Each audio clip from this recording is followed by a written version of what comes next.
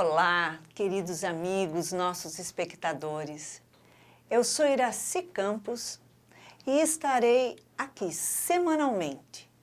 Eu, você, Joana de Ângeles e a doutora Nise da Silveira, para reconstruirmos juntos as emoções.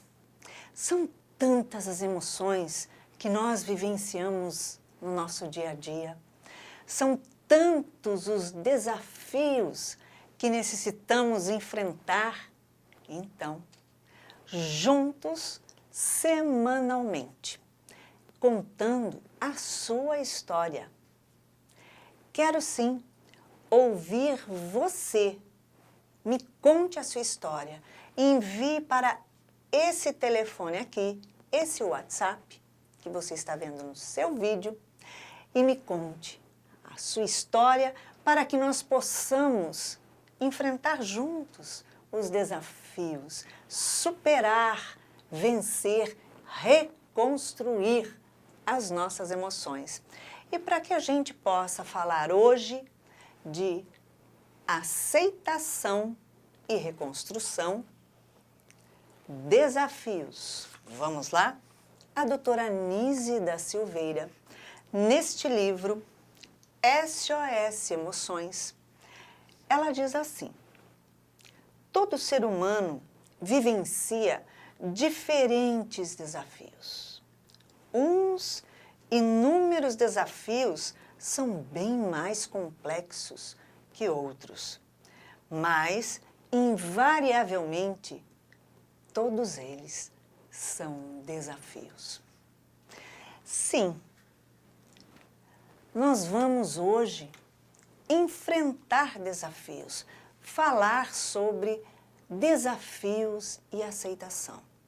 Para que a gente vença o nosso desafio, para que a gente tenha capacidade, coragem de enfrentar o desafio, o primeiro passo, diz a doutora Nise, é aceitar o desafio.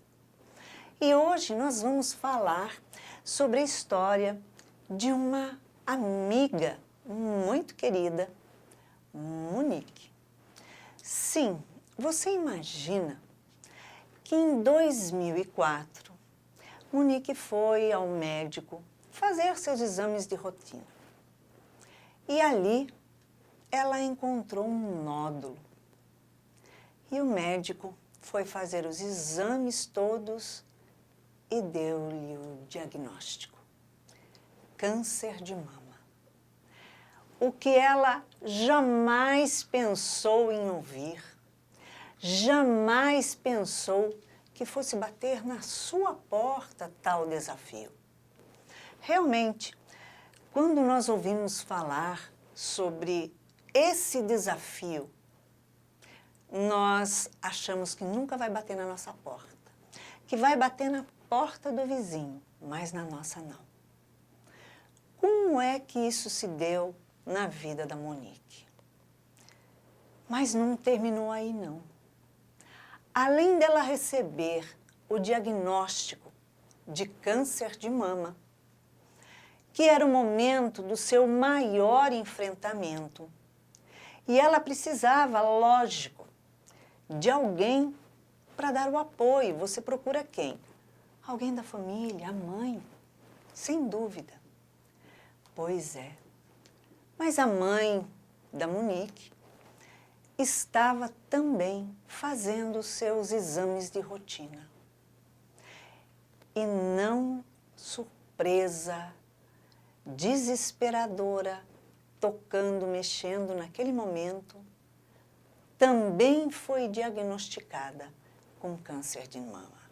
Então você imagina, Monique com câncer de mama, precisando do apoio da sua mãe. E a sua mãe recebe o mesmo diagnóstico, que era o momento que também precisava do apoio da filha. Como é que se deu esse desafio? Como foi a aceitação desse desafio? Será que foi fácil? Será que foi difícil? Qual o tamanho da dor naquele momento? ou quando a gente sente um desafio desse tamanho interno, em que o controle não está nas nossas mãos, a gente se sente excluído. É como se o mundo continuasse a viver, mas a gente naquele momento tivesse sido apontado e falado, olha, você vai sair do mundo agora. Então, para aprender a aceitar e superar os desafios e entender como é que Monique venceu essa parada, venceu essa caminhada, nós vamos bater um papo aqui com ela no nosso programa Reconstruindo Emoções. Então, com a Monique, nós vamos bater esse papo de ver como é que se deu toda essa situação. O primeiro impacto, como é que estava a tua vida na época, antes de acontecer esse primeiro choque? Então, na verdade, estava tocando a minha vida normal, trabalhando, fazendo as coisas e fazendo os meus exames de rotina. E eu tinha 40 anos na época e estava cumprindo aquele ritual de fazer os exames, né? E aí, quando eu fiz o exame, veio uma surpresa de um nódulo, né? Você estava no pique total. Total. Assim, super animada no trabalho. Super animada no trabalho. Vida emocional, tudo. Tudo como se não tinha nenhum plano de ter nenhuma surpresa. E aí, de repente, você vai fazer um exame de rotina e eu fui surpreendida com essa notícia, né? Então, é uma notícia que quando você recebe, você fica muito dividido, né? Eu quero acreditar que não é nada, mas tem alguma coisa, o que será, como é que é? E aí a minha atitude pessoal foi de correr com tudo, sabe? De fazer tudo bem rápido. Vamos ver o que é, quais são os próximos passos, assim. Eu me coloquei à disposição do que eu precisava fazer. Quando o médico olhou para você e falou, olha, esse nódulo é um câncer de mama, qual foi a sensação? Porque a nossa visão é que a sensação é assim, a vida está continuando, né? E eu fui escolhida para parar, vou sair da vida. Como assim? É isso mesmo? Foi uma sensação muito... Acho que o nome certo é devastadora, né? Porque eu fui para a cirurgia sem ter certeza do que era. Eu sabia que tinha um nódulo, mas eu fui para a cirurgia para, na cirurgia, fazer toda a biópsia e tudo que era necessário. Então, eu voltei do centro cirúrgico, fui para o quarto e estava naquele ainda um pouco anestesiada quando o médico vem. E a primeira pergunta que eu fiz para o médico é, doutor Eduardo, e aí, o que que deu? Aí ele me falou, Monique, você está com câncer de mama. Aí eu dormia de novo e acordava e perguntava novamente, como se eu ainda não tivesse ouvido aquela resposta. Tipo assim, a resposta vai mudar em algum Vai momento. mudar. Ou eu ainda estava um pouco anestesiada, então quem estava comigo no quarto, minha mãe, meu filho, eles falavam que eu perguntei isso acho que umas 3 ou 4 vezes, assim.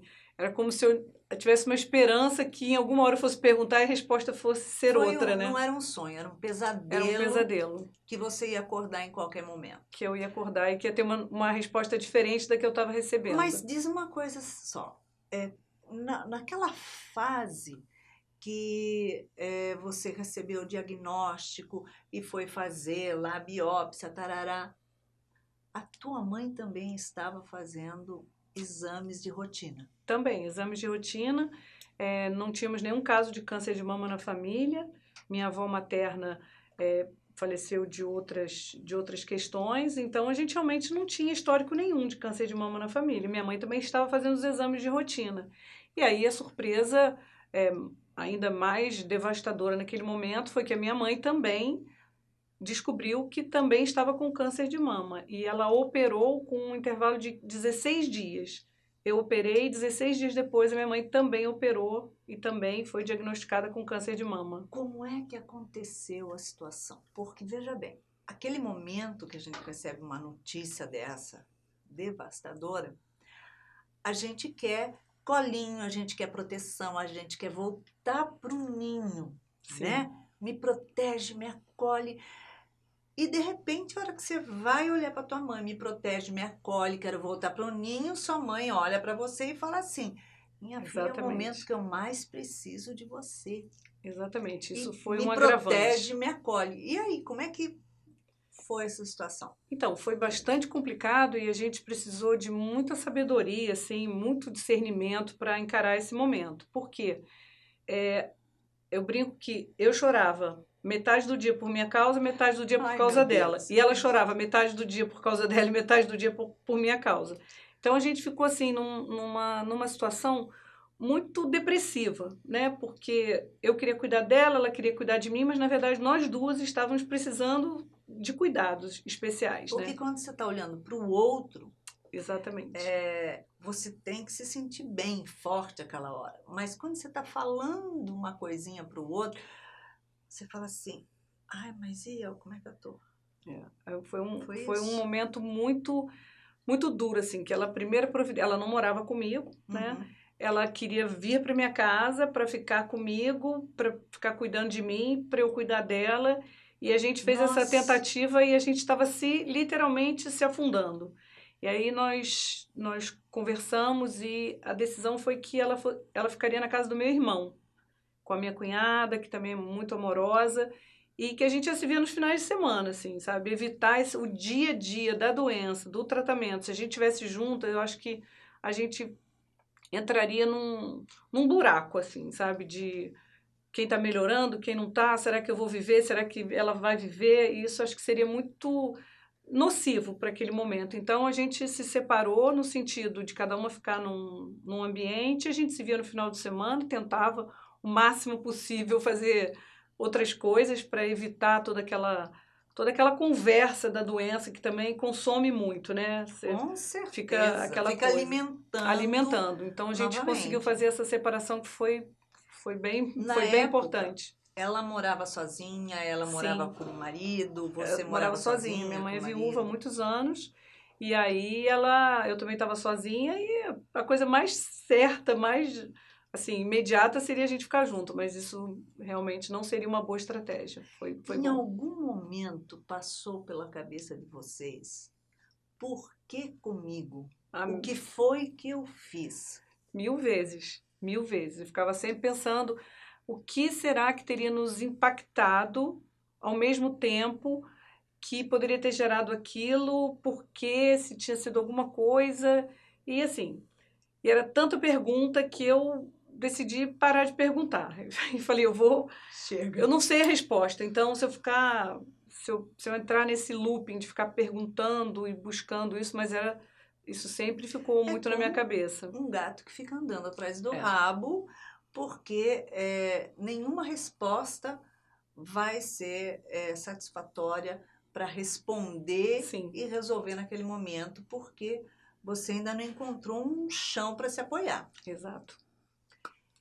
E como é que foi a quimioterapia? Vocês fizeram juntas? Então, a minha mãe, pela idade, ela não precisou fazer químio, ela fez a cirurgia, fez a radioterapia e hormonioterapia. Eu fiz o processo completo. Então, eu fiz a cirurgia, fiz quimioterapia, radioterapia e hormonioterapia. E, bom, a quimioterapia, é assim, não tem uma outra palavra para dizer que é um impacto gigante no seu corpo, na sua cabeça. E quando o médico fala para você, daqui a 15 dias você não vai ter um fio de cabelo, é uma coisa assim que, às vezes, quando eu estou num salão, assim, e vejo algumas pessoas tendo algum tipo de um exagero, assim, com alguma coisa relacionada ao cabelo, tipo, ficou muito, ficou pouco, ficou assim. Eu sempre penso, falo, meu Deus, Eu fiquei sem nada. meu Deus, quando você fica sem nada, você assim, eu amo os meus cabelos agora, todos os dias, de qualquer maneira, lindo mais ou menos, porque quando a gente fica sem cabelo é uma experiência incrível, assim, de você ter que ter a sua autoestima quando você não tem. Porque você olha e o que você está vendo realmente é muito diferente do que você é habituado. Eu tinha um cabelo comprido, tinha 40 anos, um cabelão, Ah, e aquele cabelo vai embora. agora, você raspou a cabeça para já começar direto e não ver os cabelos irem caindo aos poucos?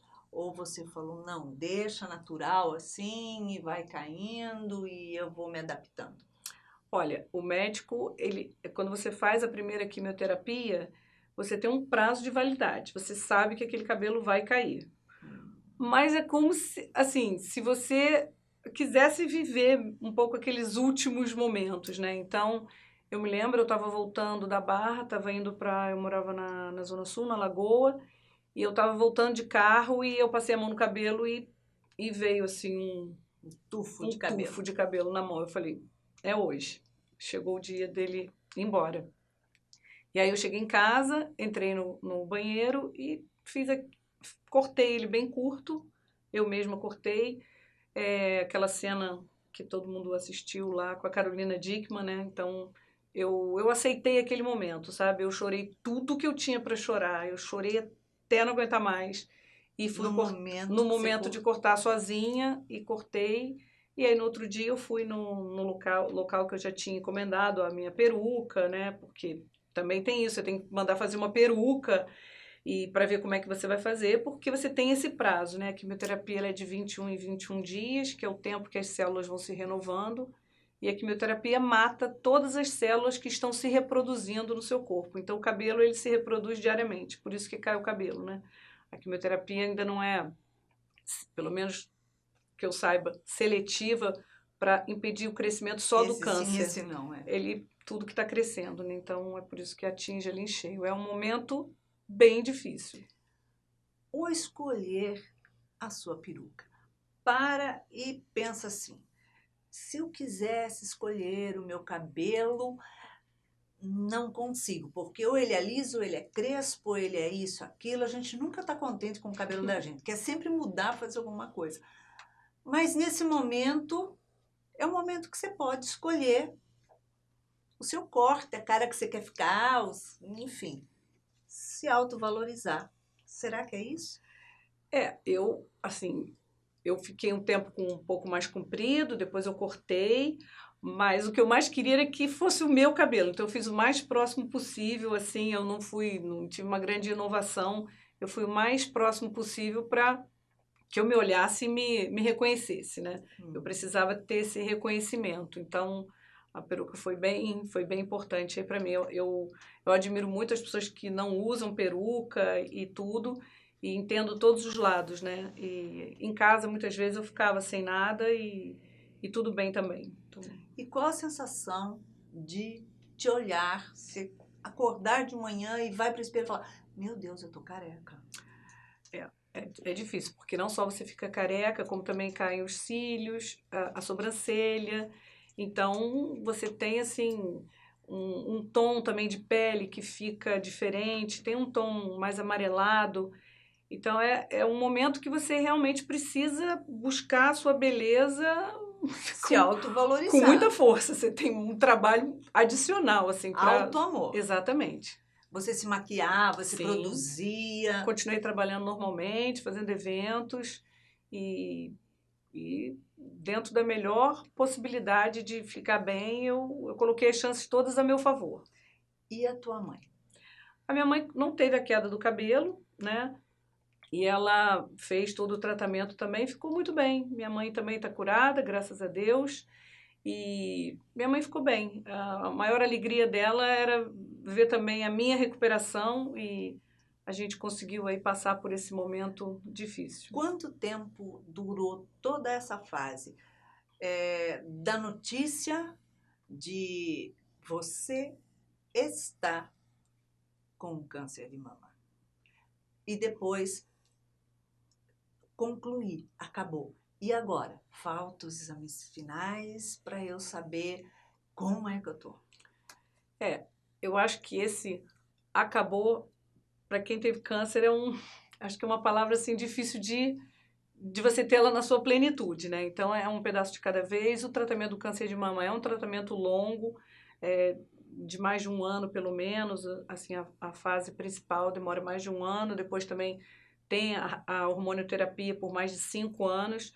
Então é um relacionamento próximo com o oncologista pro resto da vida, né? Então eu frequento o mesmo oncologista, eu vou a cada 6 meses lá. Então a gente está 15 anos juntos aí, sempre a cada 6 meses, fazendo os exames, acompanhando e tendo essa tranquilidade de que está acompanhando, De que está seguro. de que tá indo. Tá indo. Agora, a fase de reconstrução. Porque quando você faz, né, uma cirurgia estética, é uma coisa. Pode até ficar com cicatriz, queloide, enfim, várias coisas. Mas quando você faz uma cirurgia para retirar um tumor, ou então você remove a mama toda, como é a sensação de se olhar? Olha, existem vários tipos, né? Então, eu fiz uma quadrantectomia, que é uma parte, como se fosse um quadrante da mama. Então, não é tão impactante quando precisa fazer a mastectomia, que é a retirada total das mamas. Sim. O meu médico, ele é especial, ele fala, o importante é você nunca ter uma expectativa que vai ser como era antes. Você precisa Mas tudo é mudança. Tudo é mudança. Você precisa trabalhar com o que você tem agora, o melhor que você tem agora, né? Foi esse pensamento que eu sempre tive. E a sua mãe também Também. teve a mesma... Quadrantectomia também. E ela ficou em paz com a cabeça dela. Super bem, super bem. Em algum momento você se olhou, conversou com alguém, uma amiga, alguma coisa, e disse para você, eu não me sinto tão mulher quanto eu era? Eu acho que quando você tem um enfrentamento muito grande, eu sempre pensava assim, focar no principal. O principal era sobreviver, curar esse câncer e sair dessa. Então as outras coisas elas se tornavam menores.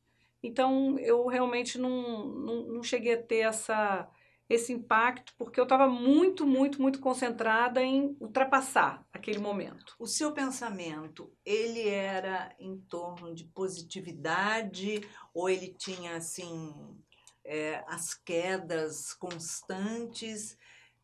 E o que você procurou nessa hora?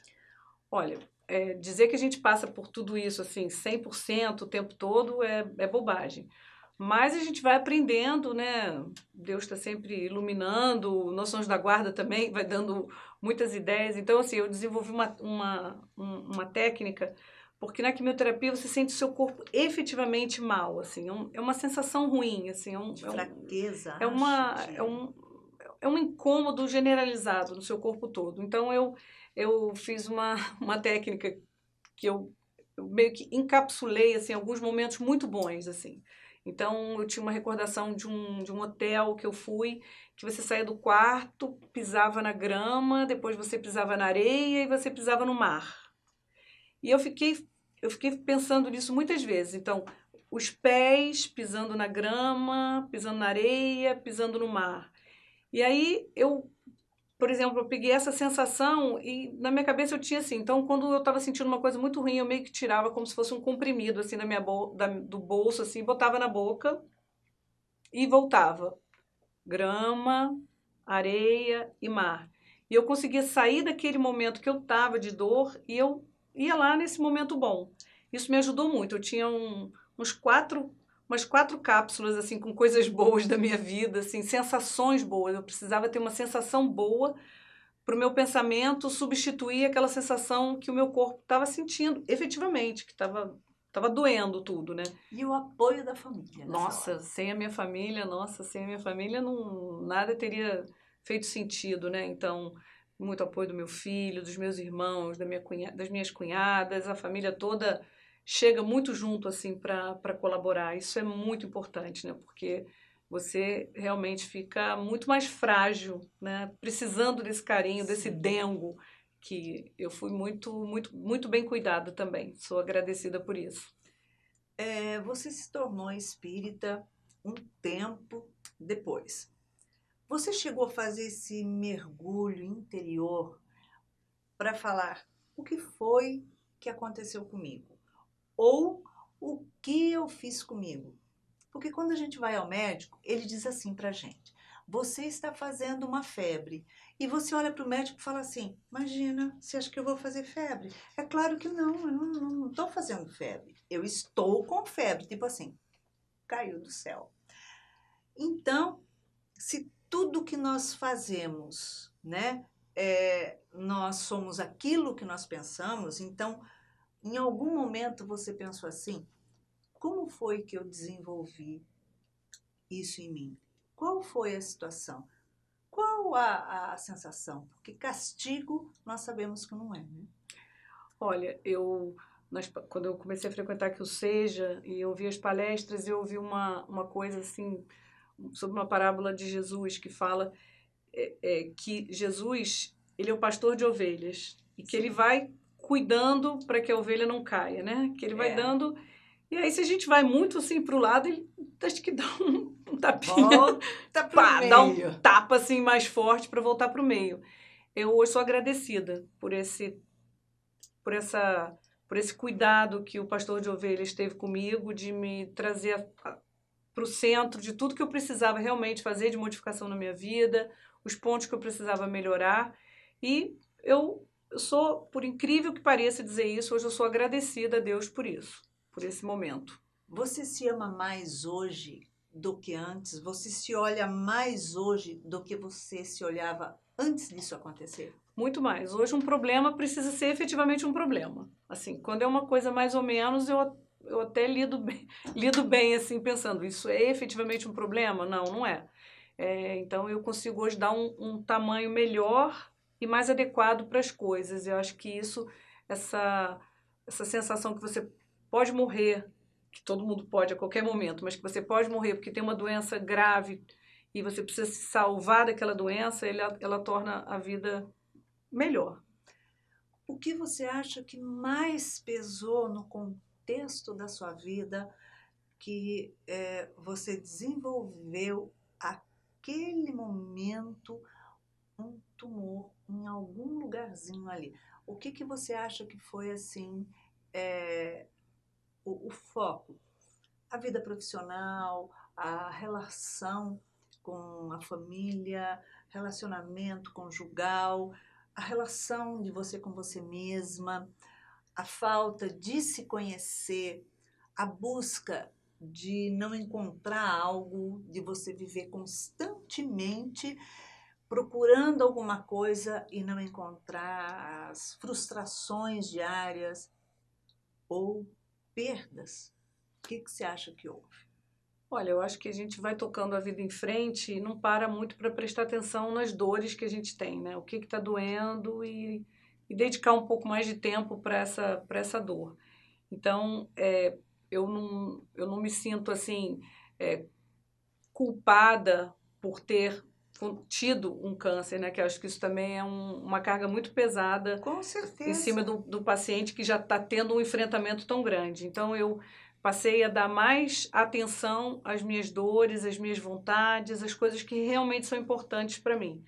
Continuo trabalhando muito, fazendo muita coisa, mas dando pesos diferenciados para as questões que são efetivamente importantes na minha vida.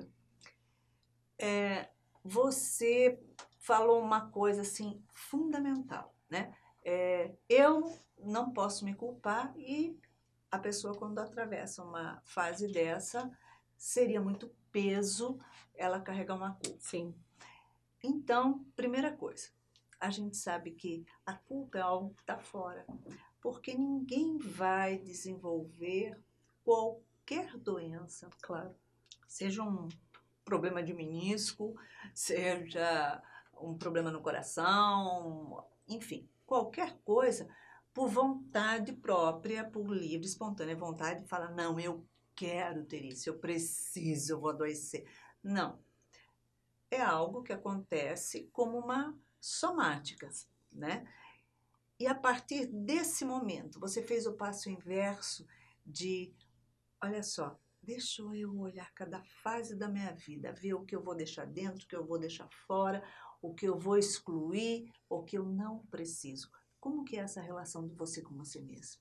Com certeza quando você passa por uma situação dessa, você começa realmente a ver o que é importante na sua vida, onde que você precisa colocar muita energia, que foco que você vai dar e respeitar mais, assim, as suas vontades, os seus desejos genuínos, não as suas vaidades, né? Os seus desejos genuínos, as coisas que realmente você precisa fazer para se tornar uma pessoa melhor, né? Porque se você sai de uma doença pior do que você entrou emocionalmente, fisicamente pode ter sequelas, em todas as doenças podem ter alguma sequela, mas se emocionalmente você sair pior, eu acho que não adiantou lá o toquezinho que você recebeu. Então, assim, eu posso dizer que eu me tornei uma pessoa melhor. Claro, um monte de coisa para fazer ainda, mas eu me tornei uma pessoa melhor. Eu fiz mudanças importantes na minha vida a partir disso que eu vivi, para ter uma vida melhor, fazer valer aí o meu pedido de me salva. Pedi tanto, eu falei, agora eu tenho que fazer valer esse pedido, né? Essa bênção alcançada. O que significa a espiritualidade na tua vida? Hoje, com a visão que você tem. Puxa vida, hoje minha vida mudou muito, né, nos últimos anos, quando eu conheci aqui a casa, ou seja, Barra, e eu comecei a entender e ouvir coisas que eu não imaginava, né? Coisas que eu sempre pensava, como será que é isso? E aí você começa a ouvir uma coisa e você fala, sabe que está fazendo todo sentido? Isso para mim foi muito bom, porque tinha muitas perguntas e essas perguntas começaram a ser respondidas, assim, com calma, com tranquilidade, vindo às palestras, as coisas começaram a fazer sentido para mim, assim, do que eu ouvi. E isso muda tudo, né? Hoje, assim, você tem uma certeza absoluta. Eu sempre fui uma pessoa de muita fé, venho de uma família religiosa, sempre tive muita fé, eu sempre tive certeza que Deus existe, está presente, mas hoje eu tenho essa certeza muito mais apurada ainda, assim, a certeza dessa força que a gente tem de poder pedir, de poder orar e ser ouvido e ter essa bênção, assim, de ser acompanhado mudou demais. Fazer trabalho voluntário também, trabalhar na casa, você acha que você vem para ajudar o outro, você sai muito melhor do que talvez até o outro que você acha que você deu uma grande ajuda. Na verdade, é você que volta muito melhor para casa, com mais vontade de fazer ainda. Então, isso para mim hoje não tem preço. Você faz um processo de autoconhecimento na visão da doutrina espírita e na visão que você já teve dos desafios na sua vida? Isso eu faço sempre. Faço terapia, frequento aqui também, para estar sempre estudando, leio muitos livros também para entender qual é o propósito, o que eu tenho para cumprir nessa etapa da minha vida e fazer sempre o melhor, né? Cada dia acordar e falar, hoje eu vou fazer uma coisa um pouco melhor do que eu fiz ontem. Então, essa tem sido a minha busca aí diária. Quando você olha para os seus filhos, o que você diz a eles? Sobre a espiritualidade? A espiritualidade, o sentido da vida e principalmente sobre o alto amor. Isso é tudo, né? Eu acho que eu sou uma boa referência nesse sentido, por essa minha luta, por essa minha vontade de fazer. Eu gosto de fazer as festas, eu sou a pessoa que acolhe, que a casa é cheia. Então, essa vontade de viver é uma coisa que faz muito bem para a nossa família, né? Meu filho, por exemplo, passou por essa experiência de ter a mãe e a avó doentes ao mesmo tempo. Então, ele, né, passou por esse momento de ter uma possibilidade de perder duas pessoas fundamentais na vida dele. Então, a gente tem esse sentimento de gratidão, de amor, somos muito amorosos uns com os outros, porque a gente sabe o quanto a gente pediu, né? Não adianta você pedir também, me cura, quero viver, para depois vai ficar fazendo da vida uma confusão. Você precisa fazer jus ao seu pedido, né? E aí eu sempre tenho esse pensamento, eu tenho um compromisso ainda maior de ser feliz. Eu realmente preciso ser feliz porque eu pedi muito isso. Então, já que eu recebi, eu vou cumprir. Mudança. A vida é uma eterna mudança. Quando a gente estuda a doutrina espírita, a gente aprende que cada dia tem que ser uma mudança na vida. E principalmente porque ninguém cresce, ninguém evolui se não mudar. Sim. Né? A gente tem que mudar, segunda série, terceira série, quarta série, Isso. enfim. Hoje, Você se apega a alguma coisa, se apega ao passado, se prende a alguma coisa, ou simplesmente você fala, eu viro a página, cada dia renovando? Olha, todos os dias eu acordo bem, animada para mais um dia, fazendo as mudanças que eu preciso fazer. Às vezes a gente se pega preso ao passado, alguma coisa que já pode ter sido melhor, ou que a gente imagina que foi melhor, mas essa oportunidade que a gente tem de ter mais um dia, sendo que quando a gente recebe uma notícia de que está com câncer, você parece que você recebeu uma notícia que você nunca tinha ouvido falar, tipo, você pode morrer a qualquer momento, mas na verdade A gente a gente pode morrer a qualquer momento, né? Então é uma coisa que é um pouco estranha, porque a gente não acredita que a gente vai morrer. Isso, a gente não acredita. A gente sempre fica achando, não, comigo tá tudo bem, tô tranquilo aqui, tô seguindo. E aí, quando você recebe essa notícia, que não é uma coisa diferente do que você sabe que você nasceu e que você vai ter um tempo, você começa a ressignificar as coisas. De verdade, eu acho que o ganho que a gente tem com isso é ressignificar os momentos, os sentimentos e a visão que a gente tem, né? Do que a gente tem para fazer de verdade aqui, né? O que você mais valoriza hoje? Alegria. A alegria para mim é você tá bem, tá feliz, tá sentindo que você tá num momento bom, que você tá curtindo aquilo que você tá fazendo. Isso torna tudo muito mais gostoso. O que você diria para uma pessoa que acaba de receber um diagnóstico? Força. Força, porque é um diagnóstico, não é uma sentença de morte. Você recebeu um diagnóstico. Muito bom. Você não recebeu uma sentença de morte. Focar muito no tratamento, né? É um tratamento difícil, é duro, às vezes dá vontade de não ir, de não fazer, mas essa hipótese tem que sair de cena. Você precisa cumprir todo o protocolo. É tudo que o seu médico fala, tudo que você precisa fazer. Então, você realmente precisa focar no tratamento. Eu também fazia uma coisa assim que, quando você está fazendo quimioterapia, você reza, né? O que você faz, você vai fazer uma oração. Eu orava, tinha uma hora que aquilo demora, né? E aí eu comecei a orar assim, eu fiquei pensando, eu acho que eu vou ampliar a minha oração, né? Então eu orava, depois eu comecei a orar pelos médicos, depois eu orava pelos médicos, depois eu comecei a orar pelos enfermeiros.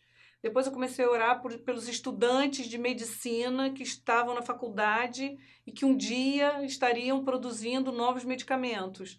Então eu fui ampliando para ver como que o mundo todo tem uma correlação, uma interdependência, né? Então eu dependia do fornecedor daquela agulha que estava na minha veia, de alguém que fez aquilo e de um estudante que ficou estudando para desenvolver tudo aquilo. Então eu agradecia a quem fez as máquinas, a quem fez o tratamento, aos familiares que fizeram com que aquele estudante seguisse a carreira de medicina. Então essa gratidão e você ampliar um pouco, não olhar só para o seu, olhar quanta gente envolvida em tudo isso, te dá uma força para você seguir em frente. Então, é um diagnóstico, as chances são sempre muito boas de conseguir sair do outro lado e saber que tem uma vida pela frente, né? A gente não sabe o tempo dessa vida, mas que a gente tem uma vida pela frente, é viver da melhor maneira possível. Mesmo porque a nossa vida é eterna, a gente vai viver sempre. Exatamente. Né? Olha, o que leva a você a deixar de olhar só para você, mas olhar que existe um todo trabalhando em seu favor, né? Nesse momento em que você falou, peraí, eu estou orando só por mim, né? Eu parei de olhar para o meu umbigo e vi que em volta muita gente. Tinha um monte de gente me amando. Sim. Não é isso? Exatamente, porque a pessoa que está produzindo, que está ali, as enfermeiras, os acompanhantes, as pessoas que estão ali vivendo tudo aquilo, e assim, falo até para as minhas netas, que no coração, para entrar uma coisa não precisa tirar outra, tem espaço. Então, assim, você não vai precisar deixar de gostar de uma amiguinha para gostar da outra. Tem espaço, pode ir entrando. E eu tive esse insight, essa vivência, assim, graças a Deus, meu anjo da guarda estava lá me iluminando. E eu pensava, caramba, quanta gente trabalhou para que eu agora estivesse sentada aqui nessa cadeira recebendo o remédio que vai salvar a minha vida. É só isso que aquele remédio poderia fazer, salvar a minha vida.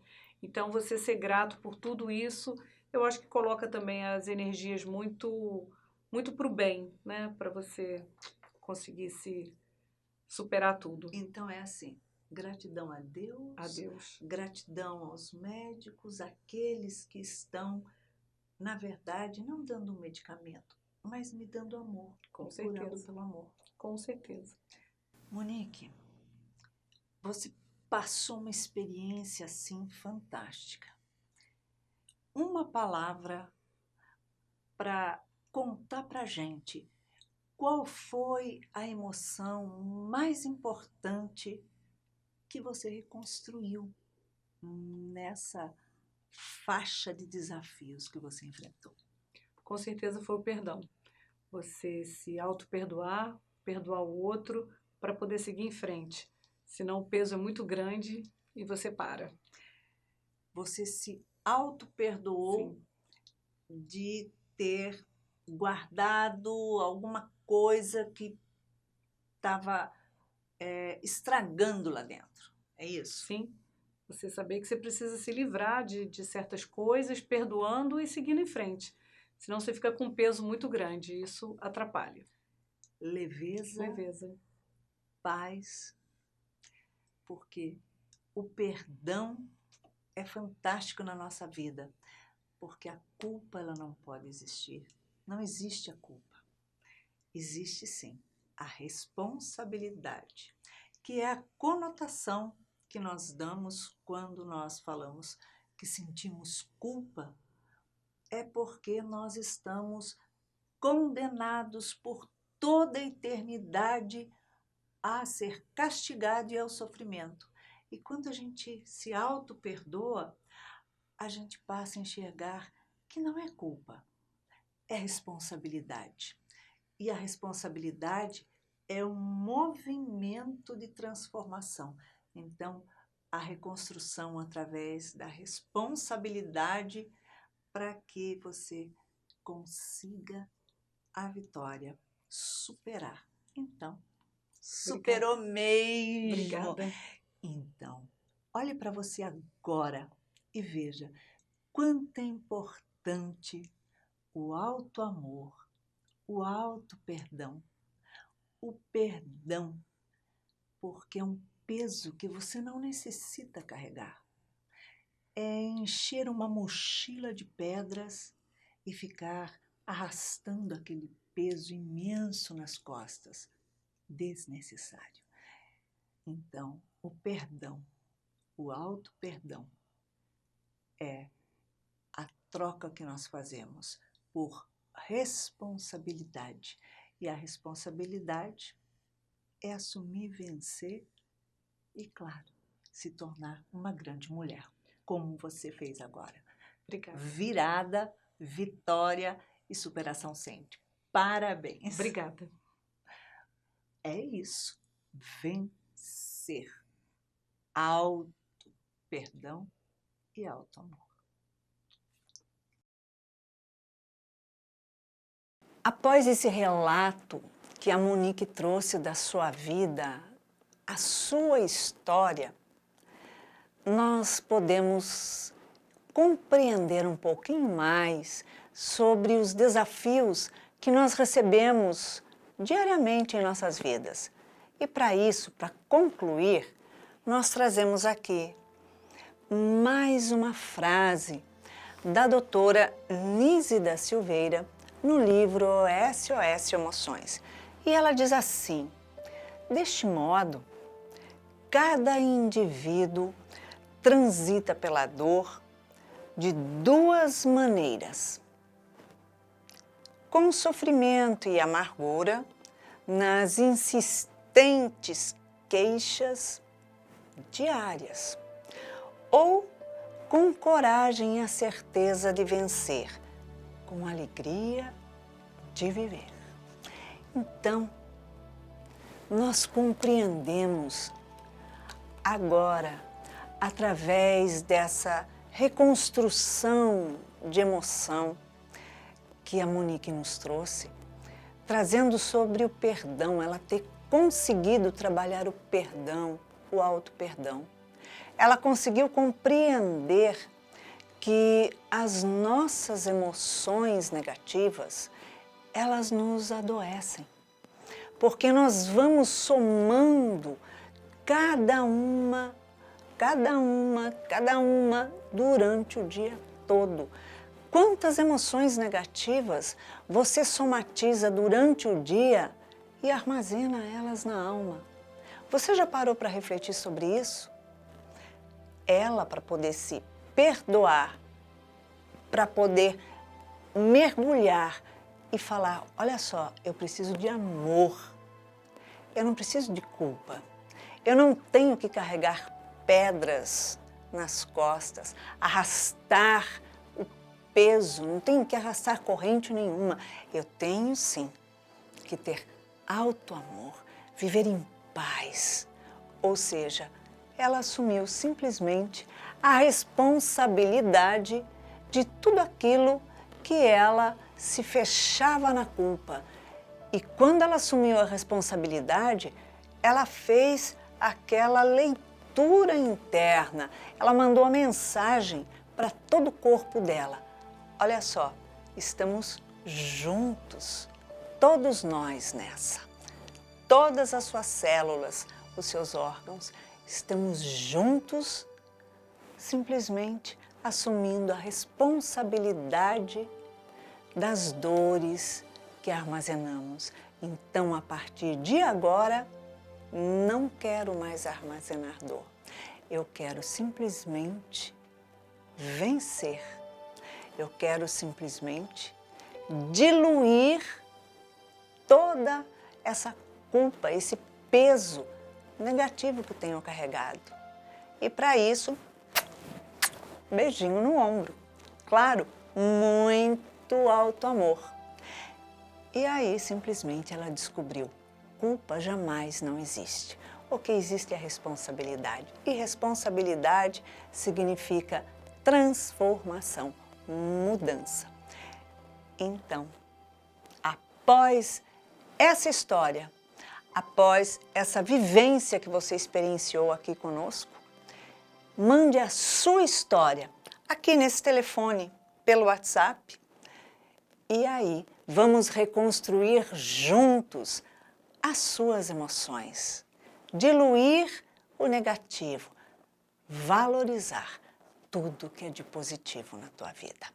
E para isso, deixamos um beijinho cheio de muito amor e uma ótima semana para você.